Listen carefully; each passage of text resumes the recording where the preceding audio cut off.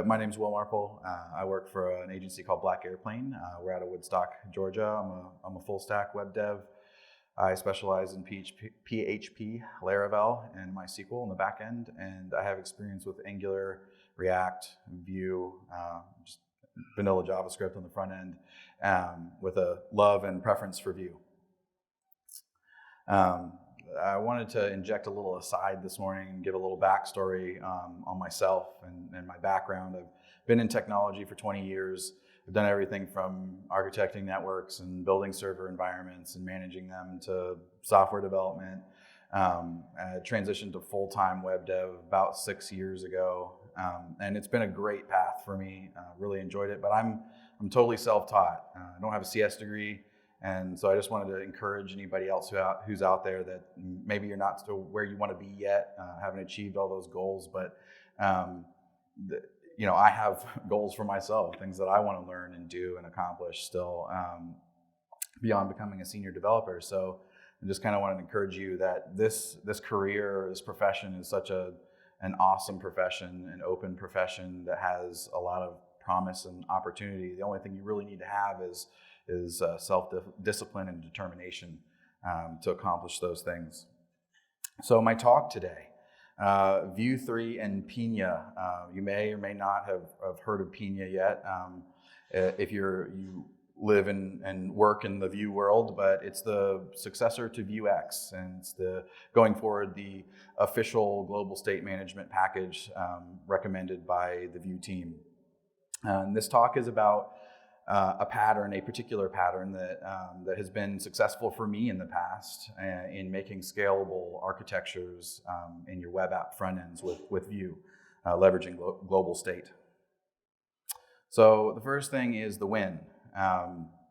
When would you use the pattern that I'm about to talk about? And I would argue that there's always going to be edge cases, but if you're building something that's highly dynamic, you could even maybe use SSG, static site generation, as a kind of a finger on the pulse. Like if you could statically generate the site and it's informational, you may not need this pattern because it's not highly dynamic. You're working with tons of data. But if you're working with one or more APIs, you've got a lot of data flowing in your front end, it's going to have to be highly dynamic. That's always when I start to think and reach for this pattern. So in order to really understand it, we have to talk about the different ways that data can flow through a component tree within a Vue application. And the first one that we're all familiar with is props and prop drilling in a more complex component tree. So data is going to originate in a parent component, and then it's going to be passed down from component to component as necessary, potentially deep within a component tree. And you will quickly hit a wall as you're trying to scale your front end where some deep descendant needs to speak to the distant ancestor and tell them about some new thing that happened. And so then these red loops that you see here on the graphic are emits that are chaining back up your tree. And I see some nods. If you've ever had to refactor from that, it's a bear.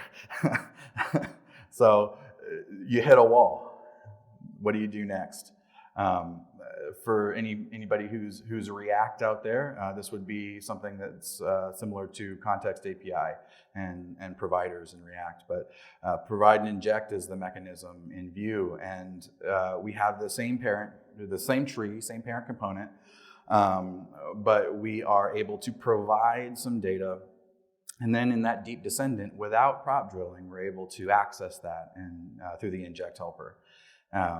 And so thereby, negating the prop drilling. Now, I don't want you to hear me say provide and inject is bad. The way I like to think about provide and inject is I oftentimes will use it for read-only data. So let's say you have a complicated back office dashboard type app where you have all kinds of different CRUDs and things going on, but you have different user capabilities, and maybe you need to conditionally show pieces of the UI based on those capabilities, and you might have some deeply nested component where, like, if the user can do this thing, then they get to see this thing or interact with this thing. So provide and inject is a great way, because you can also do it at the global app level. As you're bootstrapping your app, you can call out for that user object and inject it or provide it to your whole app. So when I think about provide and inject, I think about read-only, whole app or large chunks of a tree that I want to provide data to. If you were to try to address this issue with a scaling app, though, a lot of times you're going to run into the situation where provide and inject does not solve a problem for a sibling component. So then you'll find yourself going, okay, how do I solve this problem? I'm going to create a wrapper component, and I'm going to lift that provide up a level, and then I'm going to drill it down to both siblings. And the argument that I like to present here is that, like, the way I think about it is your data flow is now dictating to you how you're structuring your components in your front end. And what I'm trying to present is, let's separate three concerns that we've got in this front end. It's creating a great structure with how these components should be nested, creating reusable functionality that we can leverage in any component that we want to in the tree, and then also pulling all those data concerns out, organizing them by concern, and having data stores that are free from the structure of the front end and accessible throughout the tree. That's where we're trying to get. So that second point is what I'd like to talk about next, because this is VUE3 and Pinia. So show of hands, like, how many people are using Composition API today? Cool, quite a few. So how many of you, show of hands, use composable functions to reuse functionality throughout your apps? Okay, cool. So composable functions, how many are familiar with mix-ins from VUE2? Cool. Composable functions are like mix-ins on steroids. They are analogous to custom hooks in React. And basically anything that you can do in the composition API within your component, you can extract that out into a composable function, expose what you want to expose through the return object, and then you can reuse that throughout your entire tree. And you can expose both functionality as well as state. And so you might be thinking to yourself, okay, this is a talk about global state. You know, could I just use composable functions to solve all these problems that you've presented? And I would say yes, you could. However, global state management through Pinia or Vuex, if you're still using Vuex, provides some benefits in terms of how you interact, debug, reason about your data that I think provide a benefit, especially with larger front ends, over trying to manage both your data as well as your reusable functionality in composables. But that's totally up to you, and really that's a convention that I have.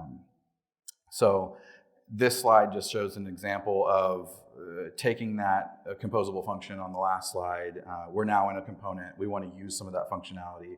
We're destructuring some of the stuff that we need out of the return object, and we're doing whatever we need to do with it inside this component. So now we reach the final slide.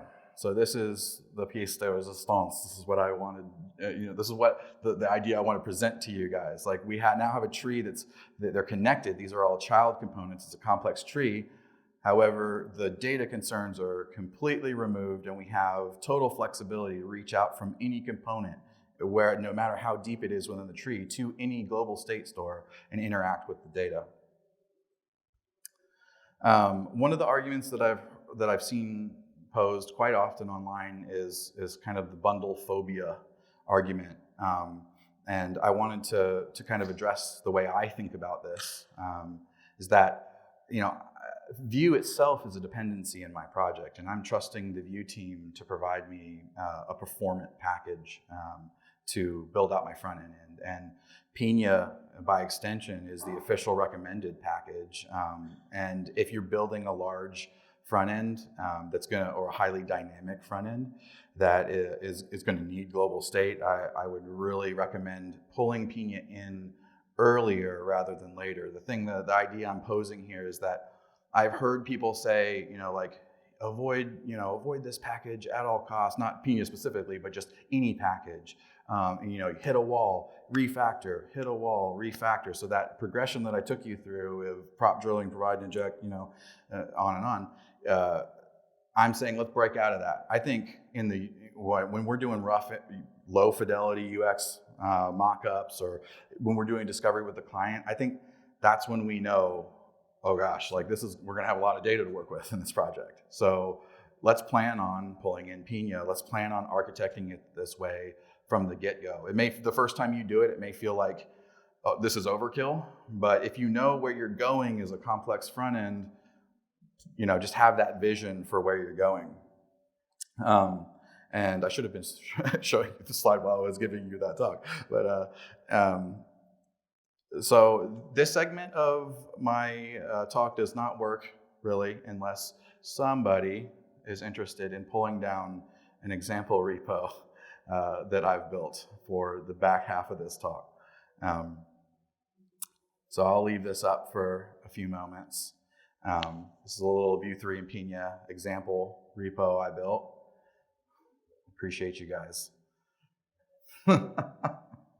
Brandon was really worried that nobody was gonna download my app.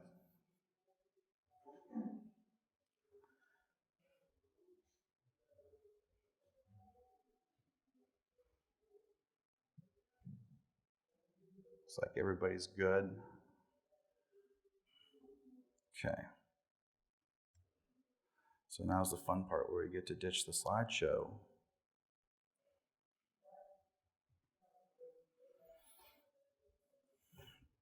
So this is what you're going to see when you hit GitHub.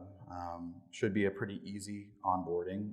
This relies on a free open API called the Open Movie Database. So you just head over there and click generate an API key. They've got a free option, and get a key. You want to run this command to new up a env and just paste your key in.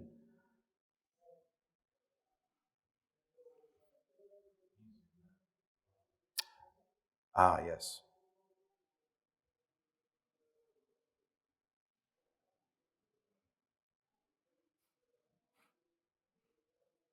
Cool. So now I will start going over a little bit about what this app does, just the kind of the concept.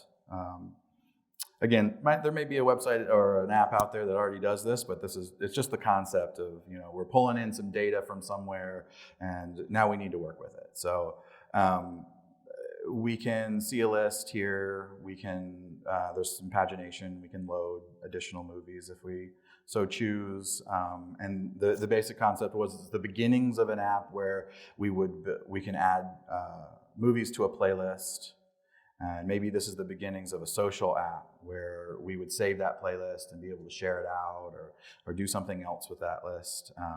We can pull up a modal and see all of the deep details from IMDb about the movie. So under the hood, if you look at the API docs here, pretty simple.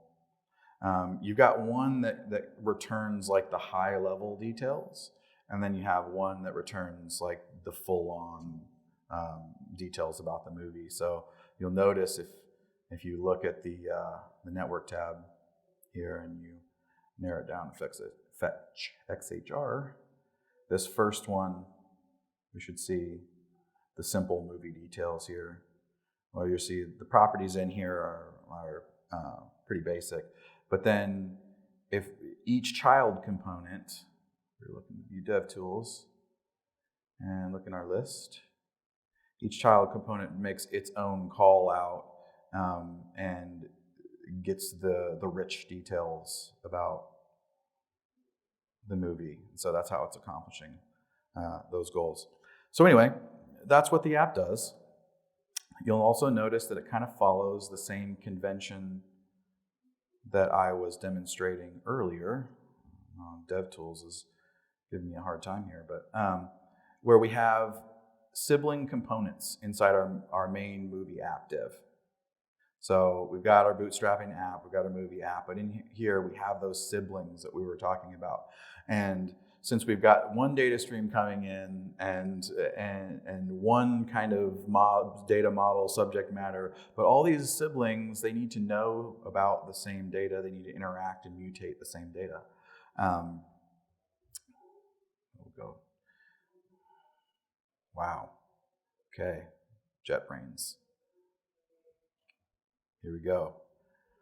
I don't know if any of you guys use JetBrains, but the last few updates, it keeps just killing the whole screen.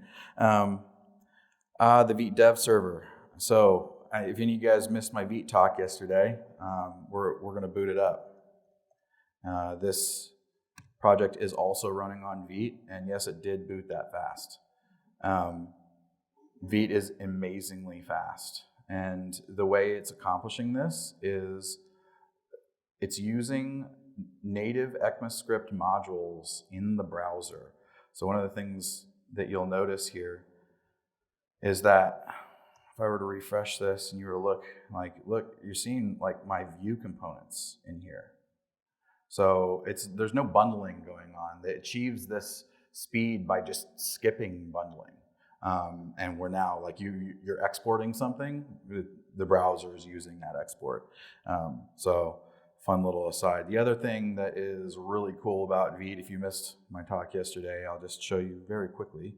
And I didn't need to have that. Nope, I didn't need to have that running because I got my other one running. Just restart that real quick. Is that we can do auto NPM resolution, dependency resolution, and zero config. So let's just say something that you would need to set up in Webpack, to configure in Webpack. Like let's say you want to pull in Sass, and you would have to pull in a Sass loader and all of that business. So I can install Sass. I can refactor my main style here to use Sass. And over here, it's doing the same thing to me that it did.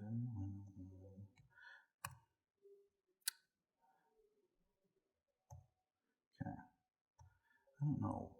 Hang on. Live coding. I made the decision.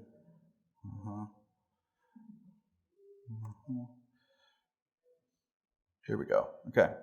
So the point is that we're now using Sass without ever having to touch Webpack or anything of the nature. Like we're now using Sass. So it was auto resolved, auto config from Vite. So extrapolate that out to a more complicated project that's using Webpack. This is very, very impactful. Moving on to the patterns. Next thing I wanted to show you, for anybody who's not familiar with Composition API, I just wanted to give you a really quick demo of how I would take an Options API component and move it into Composition API. Let's just stash what we got going on over here. I prepared a quick example branch for you guys, and it's in my list. Whatever that is, list builder, I was already on it. Coiled to strike. All right. So you've got an option API example in here, and one of the really cool things about VUE3 was that it was largely backward compatible. The only thing that isn't real. Oh, I'm sorry. Was there a hand? Yes. Sure. I will do my best. Is that better? It was largely backward compatible. The only thing that wasn't largely was inline templates. So if you have a VUE2 app and you're thinking about VUE3, if you don't have lots of inline templates, if you were using something like Blade and Laravel and had lots of inline templates, it should be a pretty easy migration. But let's move on and let's do a setup function in here. And I'll give a quick demo of how I would start thinking about, okay, I got this view. Oh, thank you, Copilot. It's being super helpful. So we got this name field. So the first thing we would do is we would have a const name, and that's the equivalent. And I would say, okay, I'm done with that data component. Then let's see how we might do a computed function. We're going to come in here. I'm going to paste that in. I usually do this for reference, even though it's an ugly thing to begin with. I kind of know what I want. So I want computed there. You'll notice my IDE auto imported it for me, but in setup and composition API, we have a lot of helper functions for things for properties that you might have in option API. So inside my computed function, I need to accept an arrow function. And then I want to, inside that arrow function, I just want to return that thing that I was returning before, and I want to ditch all this stuff. And I have a computed function. Now it's important to note, and this is something that bit me a lot when I was just getting started using Composition API, was if you don't return this stuff and you need it in your template, you're going to have VUE squawking at you about like, I don't have this data, I need my template. So in the beginning, there were a couple of things that bit me. It was that I didn't return something from this function, number one, or number two, I was using something later like if name equals me, like do something. This doesn't work because you're actually referencing a reactive object wrapper in Vue. So if you're in your setup function, it's name.value. Your template will unwrap these things for you automatically, but if you're inside your template or inside your setup and you want to do something like this, the dot value, man, like it's got me more than once. So that's a computed function. Let's take a look, do a couple more. We won't go through the whole composition API, but methods, always a big one. We've always got methods. So I would cut that method out. And here we are. And now I want just a function in my component now, instead of what would look like a method. And again, I want to Copilot's earning that $10 this month. How many people are using Copilot? Not many. If you're not using Copilot yet, it's worth the $10, let me tell you. It's pretty amazing technology. It reduces a lot of boilerplate. It's a try hard, like it'll try really hard to complete complicated things, but not always great at that, but it's really good at reducing the need for you to type out boilerplate. All right, so these are some functions. And then we didn't really need, that was a dependency that I just brought in there, but you'll notice in my template up here, if you're following along, I need this remove movie. So, as I'm refactoring this, I would definitely bring up that remove as well. For time's sake, I won't do that. So last thing I'll talk about for refactoring options API is lifecycle hooks. Similar to computed, you're going to have helpers. So the way I like to organize my setups is I'll have data and computed toward the top. I'll put lifecycle more in the middle, and then I will have all my functions lower. I mean, that's just a preference of mine. That's how I organize it, but it's probably because I do object oriented on the back, and I'm always doing object. You should have classes and constructors and data at the top and stuff. So, right. So this is how you would do the same thing as mounted in your options API and setup API. It works exactly the same. So we're done with this. That is options API refactoring. We're gonna stash this and let's go back to where we were before. Cool. And this is the last piece of the composition API I really want to show you.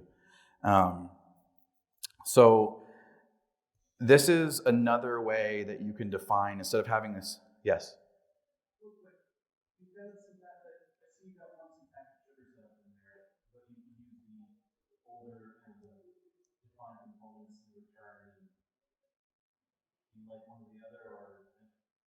Oh yeah, you're leading right into what I was going to say here. Like, I love and pretty much exclusively use what I'm showing you right now. So, yes. So the setup function I just showed you that was part of the defined component. I found that, like, I used that when I was learning composition API, and I now would use it if I were in a project where I was transitioning option API over into what you're looking at right here, because the setup function can live in the options object, and it can be an easy place to be moving this functionality up into.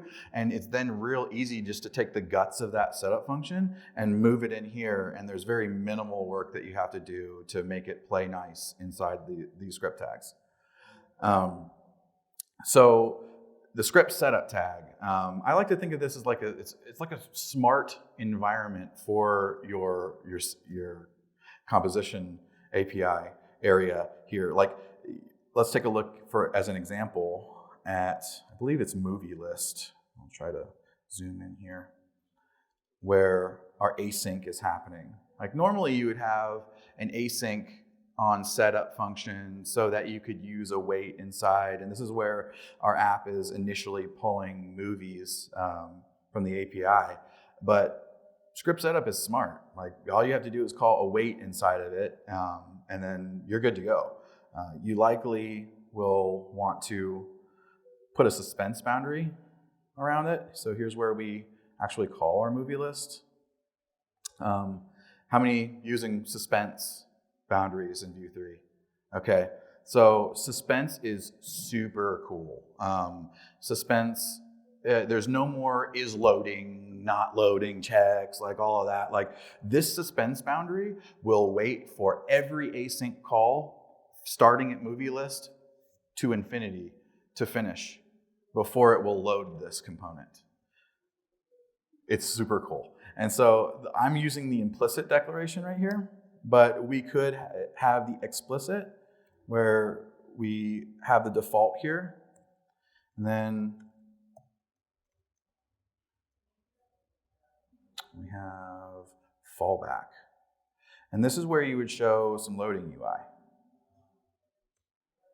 Right? Yeah. Just trying to go, Copilot's trying again. So yeah, this is where you have some loading UI. And the really cool thing about suspense too is that one thing I've run into is this happens on, first mount and creation of this component, right? But let's say you have a long living component tree and you starting at movie list, but something happened like way down the chain, somewhere further down the line from a chronological perspective. But you need that suspense to happen again. You need to trigger that loading UI again, because maybe all your UI is messed up because you're waiting for that new data to load, right? So you can actually place a key on here, and you can put like just some computed thing, value here.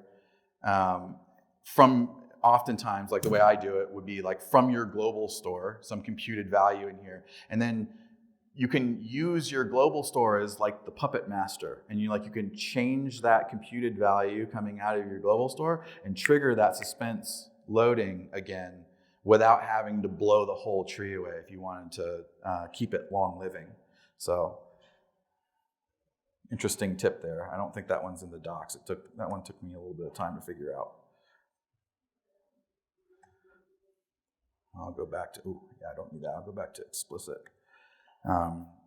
implicit rather.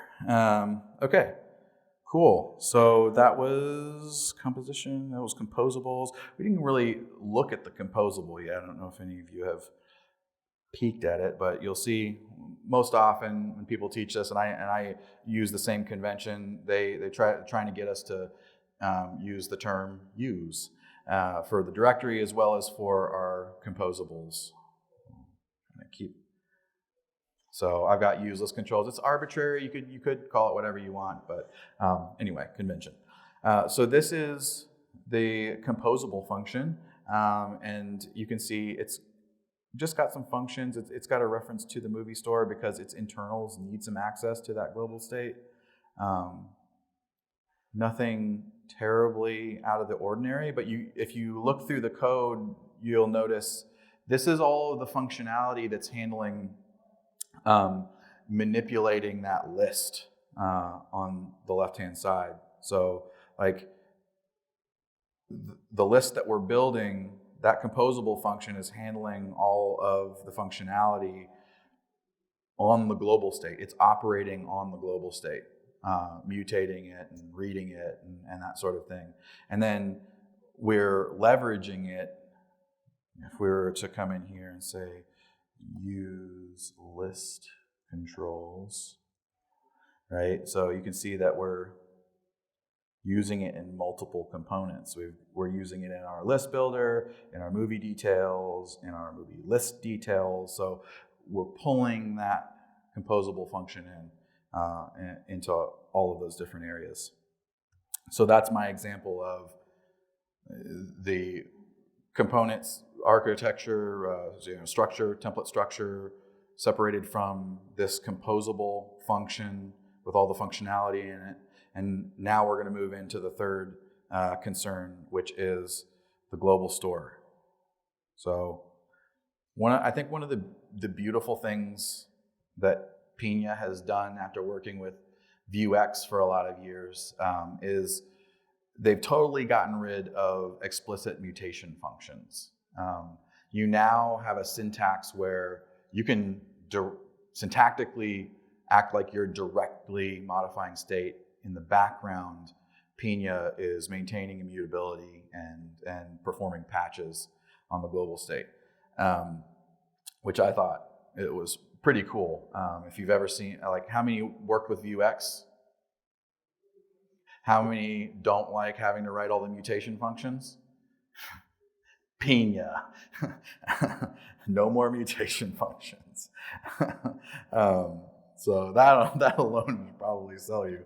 But this is how I use a Pinia store or a global store in my apps. Is when I'm breaking them out. It's probably also important to note, since we have some VUE3 users in here, that VUE3 enabled a hierarchical modular system. Like, you didn't have to use it in a hierarchical fashion, but you could. And when I first started using it, I did use it that way, where I had like trees of modules based on concerns. And what Pinia has done is kind of simplified that complexity and like flattened that hierarchy out. So we are breaking up our complex concerns into smaller stores, but no longer do we have the hierarchical concerns, because VUE3 was a little bit like, in a sense, kind of like the emit problem, right? Because if you were deep in the hierarchy of VUE3 modules, you had to access root getters or root state and get back up and then back down to the place in the hierarchy that you wanted to be in. So it was a little awkward there, and Pinia has kind of solved that problem, because you can use stores from other stores if you need to, much more easily. So the way I like to think about global state and use global state is I like to break them up by concerns. So let's say, for example, this app starts to grow, and just the movie concerns themselves, the data points, I kind of let the state object itself dictate to me, like, when I feel like, oh, it's time to break this into a new module. It starts to grow with just movie stuff, and then the current list stuff and the playlist stuff also starts to grow. I might need to start thinking about a current list store, and then I might need a playlist store as the app grows. So I kind of start this way when it's small, and then as more user stories come in, and as we need to grow the architecture, I try to feel that right balance of like, this is starting to get to a point, like if we take this much further, it's going to be a bit of a bear to get this moved over in its own module. This is starting to feel bloated. I'll break it into its other module. So you notice you have actions as well. For those familiar with Vuex, we do have getters in Pinia. I don't have any in this project. I didn't find a need for them, but you do have getters, and they operate pretty much the same as Vuex. Actions, also pretty much the same. The way I approach actions is I really like global state actions as a great way to centralize the asynchronous data that is related to the data in that store. So you have two examples in this global state where these are the two calls where we search for the initial list that has the simplified data, and then we make another details for each component that's rendered. It's calling out using this load movie details here. So I found that this is a great pattern because as your front end scales, you're going to have lots of disparate components where you do need to, you'll run into that like, oh, yesterday Will did, today Will solid, and he doesn't have to think about how to dry this up because it's already in the global state and it's already reusable. So this is another one of those examples of like, it might feel like a little overkill, like when you're starting the app, but if you know this is growing into something that's highly dynamic and more complicated, it'll pay dividends down the road. One last thing to note is that, like, even in the Pinia docs, they surface actions as functionality that can be used like a mutation. Like, you can write actions that mutate state. You don't have to, and I would almost, like, back to my earlier statement, like if you're tired of writing mutation boilerplate and they're patching it automatically in the background, like, why write these explicit actions anymore? Like, so I have one here for you as an example, but my vote is no more explicit mutation functions.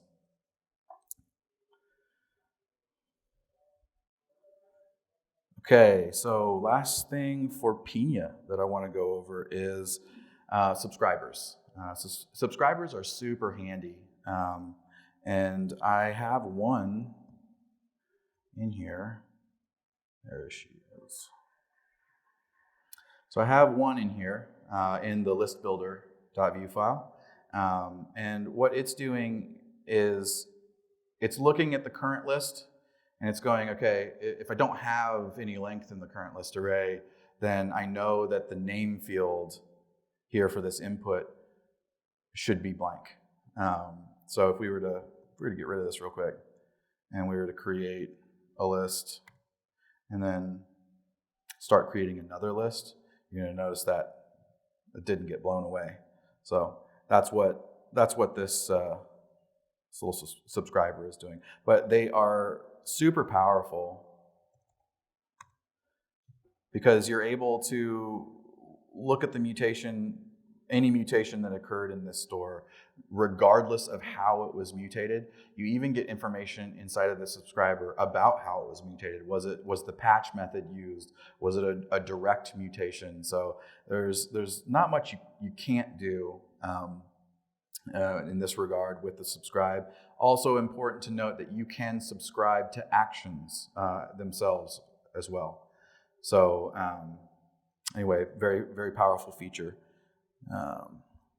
And then the last thing that I would like to present to you guys is what I think is a cool little pattern for reusable components in your project. Think the modal that I have as an example here could also be applied to drawers or alerts or anything that has that reusable kind of, I need to control this thing from this far-reaching part of my universe, and I need to make that drawer open or make that modal open. The other thing is that you don't have to have modal components sprinkled throughout or drawer components sprinkled throughout your app. This is one component that is dynamically hydrated on command using your global store. So let me show you how that works. You open up the modal component here. You'll see I'm using a feature of Vue. I don't know if VUE1 had it, VUE2 had it, but it's called dynamic components. Who familiar with dynamic components? Cool. So dynamic components are really powerful. You just have a vbind on this is here, and I'm doing the tiny text again, I'm sorry. You go to vbind on the is, and you just need to tell it what component it is, and then you can optionally pass in a props object that contains any props that that component might need. So you'll see, I believe it's in list details here. Yeah, here's an example in movie list details.vue here on line 57, or 56 is where it starts. We have this init function. So you'll notice next to the movie store, I also have a modal store. And if we look at the modal store, there's not a whole lot going on here. It's pretty simple. I need to know what component this dynamic component is, and I can optionally fill out this props object, and a simple flag to know whether the modal is open or not. And then some actions to lock the scroll on the body while it's open and manipulate the modal. So if we go back to movie list details, you'll see our movie details component doesn't need much. The dynamic component just needs to know, hey, I'm a movie details component and I need all the details about the movie. But you could extrapolate this out and pass in as complicated data as you like into this component. The modal component itself, you'll notice from a templating perspective, is also very simple. There's nothing more than the opaque background and the container inside of it with the basic functionality to close when you click outside the modal here. We're off-putting the responsibility for hydration inside the modal on whatever component we're passing in. And then I would just create, like if we have reusable pieces in the modal, like there's a footer that's always there and a close button that's always there, then I would have those reusable like atomic components, that I would reuse within my inner components. So and then last thing, while we're talking about this subject is teleport. How many are using teleport? Teleport is super cool, and if you use React, React also has a feature called portals that is analogous to this. But teleport, what's happening here is the Vue framework is taking what's inside these teleport tags and actually moving them in the DOM to the place that I'm telling them to go. You could target an ID. In this case, I'm targeting the body tag because I want it to be covering the entire screen and right at the top of the DOM tree there. But anyway, teleport, super cool, and it's a very important part of this particular modal pattern that I'm showing you here, but not necessary if you needed to do something like a drawer necessarily. And that brings me to the end of what I had to talk to you guys today about. You guys have any questions for me that I can answer? Aisha. No, I did a little bit of work to figure out like what keywords would return like good, like safe movies to show on screen, like staying inside the bounds. Yes. It's $10 a month. I don't know if they have an annual subscription or not, but they had like a 60-day trial, and they did that for a reason, because they get you like, yes, I'm used to you boilerplating all my stuff for me. I will leave it. Yeah, I'll leave it public. So my hope, thank you for asking that question, sorry for bumping the mic, was that you would take this repository with you from this talk and use it as a guide, like in an existing or a new project, like how to set up the Pinia store and how did that subscriber work. Hopefully it might be a cheat sheet for you. Yes? Going back a little bit to the suspense tag, Mm-hmm. do you use that in prod? Does it still listen? Is it experimental? I do. Yeah, I do use it in prod, but I live on the edge a little bit, I guess. But I've been using it in prod for almost a year now, so it's working well. Yes. So if Pinia flattens out namespace of these disparate modules that you may chunk up for yourself, what is its method of resolving conflicts and namespaces? So you'll notice that if we look in the define method here, that we have to give it a unique ID. So it will squawk at you if you clash. Okay, so the store itself also has to be used for referencing an element in the store. Because if you're chunking up two different stores because you want, like, this one has this purpose and this one has that purpose. Part of that would be the heaviest part of your refactor, because your references to the stuff you're moving would be referencing the ID to the existing store, not the new one. So you would have to go and refactor those references to point to the store you're moving them to.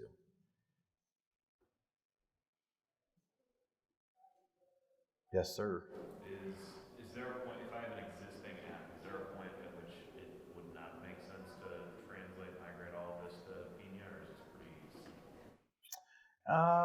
If you have an existing app, it's really going to depend on how. I don't want to be cavalier about anybody can do it, but I would say the threshold is pretty high in my opinion. Like, I would definitely encourage you, if you have an existing app that's not using Pinia, to create a sandbox branch and play around with it some and try to migrate some stuff and get a feel for what the lift would be, because in my opinion it's well worth it. Yes. That instance then they can play nice together. You're using UX and Pinia at the same time, or can you move slowly over? That's an excellent question. I have not tried to make them live in harmony together. I did an all at once.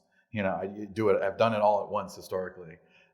So, I mean, theoretically, I think it could be possible, but. All right, thank you guys.